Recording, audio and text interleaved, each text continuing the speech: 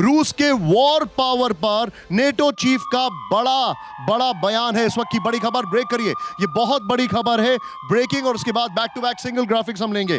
रूस के युद्ध क्षमता को अंडर एस्टिमेट नहीं करे पश्चिमी देश, ये बड़ी खबर हमारे सामने आ रही है। यूक्रेन युद्ध बना बैटल ऑफ लॉजिस्टिक्स, स्टोल्टनबर्ग ने कहा है। एक साल के युद्ध में यूक्रेन से कहीं ज्यादा रूस ने बरसाए गोला बारूद। मैं सीधे दिखाऊंगा यहां पर आपको पहला ग्राफिक्स जो है, और उसके बाद दूसरा भी। मेरे सहयोगी जो है सुधीर भाई, दूसरा भी ग्राफिक्स लीजिएगा। पहला ग्राफिक्स है, इसमें रूस का से डर गया नेटो, क्या यह सवाल है? यस, क्योंकि नेटो ने यूक्रेन युद्ध को बैटल ऑफ लॉजिस्टिक्स बताया है। बैटल ऑफ लॉजिस्टिक्स, यूक्रेन संघर्ष नफरत का युद्ध बन चुका है, स्टोल्टनबर्ग ने कहा है। नंबर 1। नंबर 2, पश्चिमी देशों को रूस की युद्ध क्षमता को कम नहीं समझना चाहिए। यूक्रेन की तुलना में रूस ने कहीं ज्यादा गोला बारूद जंग में झोंका है। पश्चिमी देशों ने हथियारों का प्रोडक्शन बढ़ाया है, लेकिन यूक्रेनी जरूरत से कम है। फ्रीडम ऐप से सीखकर आपने बेकरी की शुरुआत की है क्या? ऐसा है तो आपकी जो केक्स हैं, उनको 1 करोड़ फ्रीडम ऐप के जो ग्राहक हैं, उन्हें बिना किसी खर्चे के आप उसे बेच सकते हैं।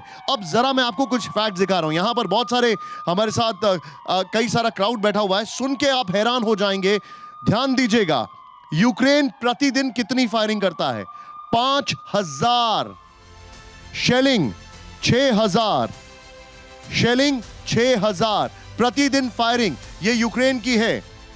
और अब यहां पर जरा मैं इस नंबर को चेंज करता हूं, ध्यान से देखिएगा। रूस फायरिंग 5000 और शेलिंग 60,000।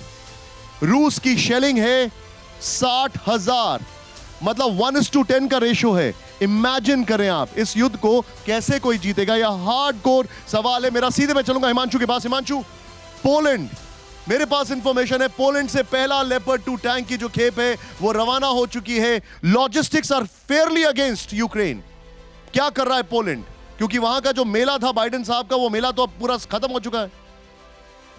जी बिल्कुल निशांत, मेला जो बाइडेन का खत्म हो चुका। मैं पोलैंड की बड़ी इंटरेस्टिंग बात बताऊं। पोलैंड एक तरीके से ईस्टर्न फ्लैंक का जो नेटो का है, उसका एक सुपर पावर बनने की कोशिश कर रहा है। क्योंकि यूरोप की जो हिस्ट्री रही है कोल्ड वॉर के बाद से, इन्होंने अपने डिफेंस पे बिल्कुल खर्चा नहीं किया, और अब बिल्कुल फ्रैंटिकली खर्चे कर रहे हैं, फ्रैंटिकली एम्युनिशंस को खरीद रहे हैं at rates never seen before. बिल्कुल हाई रेट्स पे खरीद रहे हैं कोल्ड वॉर से। इनफैक्ट अगर आप पोलैंड की बात करें तो पिछले 6 महीनों में इन्होंने 250 टैंक्स, 32 F-35 एयरक्राफ्ट और 36 अपाचे अटैक हेलीकॉप्टर्स लिए हैं अमेरिका से। और ऑफ कोर्स पोलैंड ने के पास एक ईस्टर्न सेक्शन पे एक छोटा सा शहर है जहां से अमेरिका उसको यूटिलाइज कर रहा है आर्म्स को देने के लिए, ह्यूमैनिटेरियन सपोर्ट के लिए।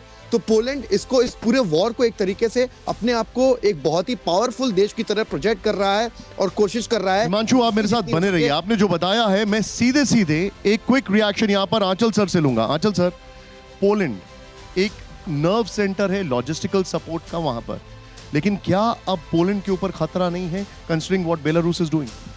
देखिए, पोलैंड पे तो डे 1 से खतरा है, क्योंकि पोलैंड ज्योग्राफिकल अगर आप उसकी प्रॉक्सिमिटी देखें वॉर जोन के साथ, तो सबसे नज़दीक है, और पोलैंड ने बहुत ही प्रोएक्टिव रोल दिया है। लेकिन द फ्लिप साइड इज़ कि जो पोलैंड अपनी डिफेंस फोर्सेस को बढ़ा रहा है, डिफेंस एक्सपेंडिचर को बढ़ा रहा है, तो ये खाली पोलैंड नहीं है। पूरी दुनिया में इस समय अगर कोई भी जीता है इस वॉर में, तो वो वेपन्स इंडस्ट्री जीती है। पूरी दुनिया में डिफेंस बजट बढ़ रहा है, और पूरी दुनिया में जो है इस समय ये होड़ लगी हुई है कि अपने आप को सुरक्षित किया जाए। पोलैंड वल्नरेबल था, है और रहेगा। अभी डिपेंड पोलैंड पे करेगा कि वो किस हद तक रशिया को इरिटेट कर सकता है।